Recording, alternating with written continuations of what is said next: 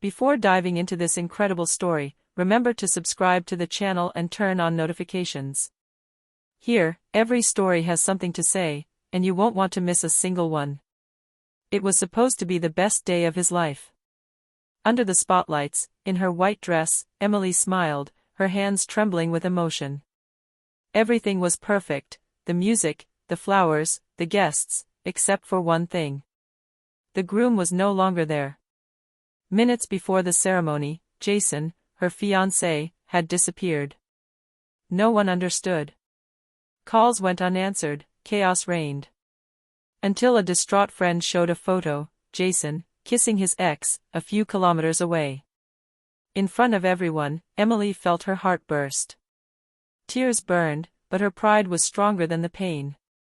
So, when Richard, Jason's charismatic uncle, stepped forward to comfort her, she made a crazy choice. "Do you really want to forget her?" he murmured, his eyes dark. "Yes." "Then marry me. Now." And under shocked stares, Emily took her revenge. In 1 hour, she was no longer the betrayed fiancée, but the wife of her ex-husband's uncle. But what she didn't know was that Richard was anything but a simple, benevolent uncle. He had been plotting his own revenge for much longer than that day. The silence in the reception room was deafening. The shocked guests didn't know whether to applaud or flee.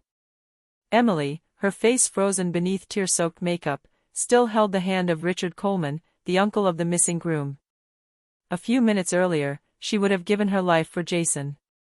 Now, she had just said yes to her uncle, before the same altar. The priest, his voice hesitant, concluded the ceremony in an awkward tone. "You may kiss the bride." Richard leaned slowly towards her. His gaze, cold but protective, seemed to probe her soul. Their lips barely touched, but this simple contact awakened a strange warmth within her, the warmth of an irreversible act. The guests began to murmur. Some whispered that it was madness. Others said that Emily had lost her mind. But she didn't care. Her heart was already broken.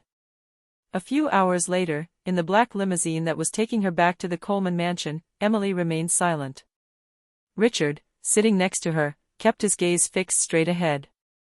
He said nothing either, but in his eyes shone a satisfaction she did not understand.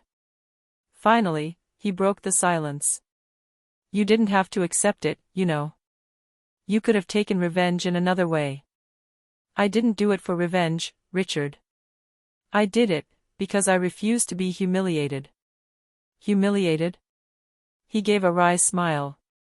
"Believe me, Jason is going to be even more so." This sentence troubled her. There was no gentleness in his voice, no compassion. Only anger that had been bottled up for years. When they arrived at the manor, Emily discovered a world she didn't know existed. Old paintings, stained glass windows, family portraits where Jason's face appeared as a child, smiling alongside Richard's. She felt a shiver. "Why did you do that, Richard? Why did you marry me?" He stared at her for a long time. "Because your marriage to Jason would have erased years of injustice. And I couldn't let that happen." "I don't understand." "You'll understand soon," he simply replied before walking away towards his office. Alone in her room, Emily took off her wedding dress. The white fabric, a symbol of love, now seemed soiled. She fell to her knees, clutching the withered bouquet to her, and let her tears flow. But in the corridor, behind the half-open door, Richard was watching her. His face expressed neither remorse nor pity, only an icy determination. And in his hand, he held an old photograph. Jason, young, smiling, next to an older man, Richard's brother. And behind it, an inscription. "To my favorite son, Jason. Your father will always love you." Richard squeezed the photo until it was crumpled. "You took everything from me, brother. Now it's my turn." The following morning, the Coleman mansion was bathed in a cold light. Emily opened her eyes in a bed that wasn't hers, surrounded by overwhelming luxury. The scent of old wood, the heavy silence of the corridors, everything reminded her that she had done something irreversible. On the table, a tray awaited him, an impeccable breakfast, a white rose placed next to a carefully folded note. Don't come down before noon. We have guests. R.C. She frowned. Guests? The day after such a scandal? While she was getting ready, she mechanically turned on the television. The newspapers were already making it their headline news. Ring, the groom flees the altar, the bride marries her uncle in front of the guests. Rolled up newspaper, the Coleman wedding, the most shocking revenge of the year. His heart sank. The whole country laughed at his humiliation. She wanted to turn off the screen, but her gaze stopped on an image, Jason, filmed leaving a hotel, fleeing from the cameras. Jason Coleman declined to comment on his failed marriage. Emily felt rage rising within her. She wanted to forget him, but his name followed her everywhere. Around noon, she slowly descended the main staircase. Richard was waiting for her in the grand salon, dressed in a dark suit, a glass of wine in his hand. Facing him, two elegant men were talking in hushed tones. When Richard saw her, he stood up. Gentlemen, this is my wife, Emily Coleman. She stopped abruptly. Her women, that word sounded so false. The two men greeted her politely, but their looks were strange, a mixture of curiosity and judgment. We were talking business. Richard said calmly. You can stay if you want to learn how our family works. Emily sat down, feeling uneasy. She barely understood what they were talking about, contracts, buyouts, inheritances, but one name came up several times. Jason's name. He has lost all his rights to the Coleman estate. The marriage certificate changed everything. Richard, you were brilliant. She suddenly raised her head. What does that mean? Richard calmly put down his glass. Your marriage to me not only shocked the world, it made me master of everything Jason was to inherit. Emily's blood freezes. You used me. He approached her, his eyes hard. No, Emily. I saved you. Jason would have thrown you out at the first scandal. I'm offering you power. But before she could reply, a voice rang out in the hall.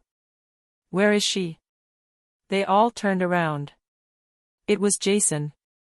Disheveled, with red eyes and anger on his face, he entered furiously, ignoring the stares around him. Emily. What have you done? He cried, his voice breaking. She stood up, trembling, her heart pounding wildly.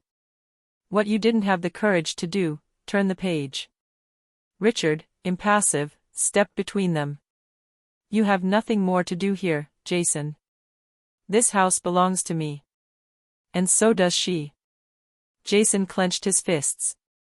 You think I'm going to let you destroy everything my father built? Richard gave a cold smile. Your father? Jason, your father destroyed my life long before I destroyed yours. Emily, stunned, looked at Richard in horror. What do you mean? But he did not reply. He placed a hand on her shoulder and simply said, You'll know everything, my dear. Soon. And while the guards were removing Jason from the mansion, Richard watched the scene from the window, with an almost satisfied look. He murmured to himself. This is only the beginning, brother. This is only the beginning. Night had fallen on the manor, but Emily could not sleep. Since the confrontation between Richard and Jason, only one question kept running through his mind. What doesn't Jason know? And why is Richard talking about revenge against his own brother? She knew that something dark lay behind this family hatred. And she was going to find out, no matter what. The next morning, Richard had left early for a business meeting. Emily took advantage of his absence to explore the house. She wandered through the silent corridors until she came across a locked door at the end of the west wing, the only one in the mansion she had never seen open. A copper plate was attached to it. Thomas Coleman's office. Jason's father. Richard's brother. His heart beat faster. She searched for the key in the neighboring drawers, without success. But through the keyhole, she glimpsed a gleam, picture frames, a trunk, documents. So, without thinking, she slipped a pin into the lock. and click a discreet sound was heard. The office seemed frozen in time. On the desk, a yellowed photo showed Thomas Coleman, with Jason as a child in his arms, and Richard, in the background, almost erased from the frame. But it was another photo that chilled her to the bone. Jason, a smiling teenager, and by his side, a woman whom Richard had always hidden from him. An inscription on the back read, "For my son, from your real mother." Emily felt her fingers tremble. His real mother? What does that mean? She searched further, until she found a file yellowed with age, bearing the inscription, "Confidential Will, Thomas Coleman." She opened it. And then, everything collapsed. "In the event of my death, my estate will pass to my legitimate son, Richard Coleman Jr. Richard Jr.? She read some more. Jason, the product of an extramarital affair, should under no circumstances inherit Coleman Industries. Emily stepped back, breathless. Jason was not Thomas's legitimate son, but Richard was. And that meant one terrible thing: the whole family had been building a lie for decades. Suddenly, a noise behind her. The door slammed shut. Richard was there. His gaze was dark, without anger, but full of a strange weariness. "You shouldn't have come in here, Emily. You lied to me. You married your nephew's fiancée just to steal his inheritance. This isn't theft, it's justice." He approached slowly, his voice low and restrained. "My brother took everything from me. My name, my business, my life.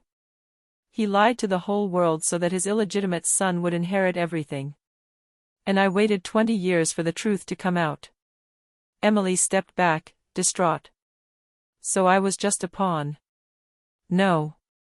You were the only way to hit him where he would suffer the most." Her eyes misted over. "And your love for me? Your words, your kindness?" Richard looked away. "What I felt for you wasn't supposed to happen." Emily felt anger and sorrow mingle in her chest. She slapped him hard. "You're worse than him, Richard." He let her go, without a word. But when she left the office, he murmured to himself, "If only you knew, Emily, he's the one who killed our father." Emily was driving at full speed on the road that led to the old Coleman villa, the wind whipping her face. Richard's words kept echoing in his head like a hellish reverb. "He's the one who killed our father." She didn't want to believe it. Jason?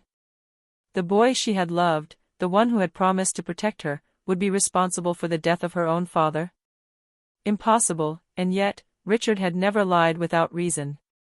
When she arrived in front of the villa, Jason was already waiting for her.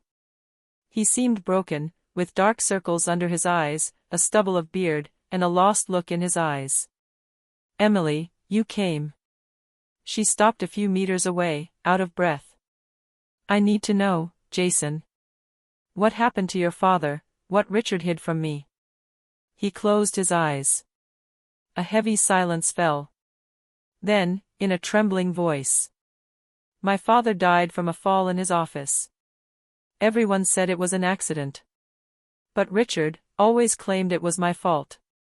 Emily frowned. "For what?" "Because I was there that night."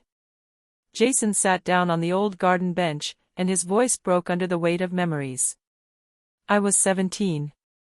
My father was drunk and furious. He had just found out that I wasn't really his son. My mother had confessed everything to him. He called me a bastard, a mistake. I screamed, I wanted to leave. He grabbed me, and we fought. He tripped. He fell on the corner of the desk.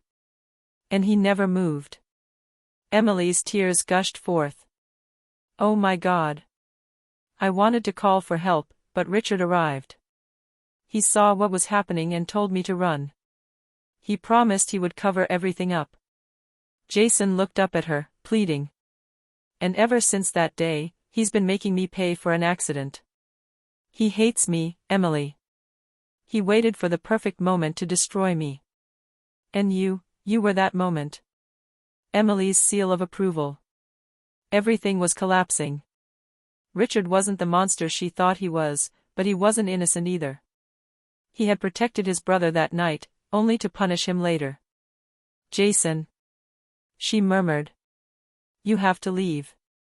He's going to destroy you completely." "Not without you," he replied, his hands seeking hers.